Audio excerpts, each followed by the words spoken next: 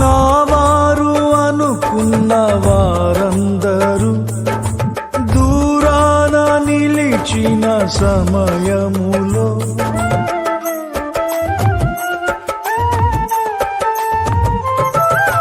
నా వారు అనుకున్న వారందరూ దూరాన నిలిచిన సమయములో నీ ప్రేమే కదా చేరదీసినది, నన్నీ స్థితిలో నిలిపినది కృపయే కదా.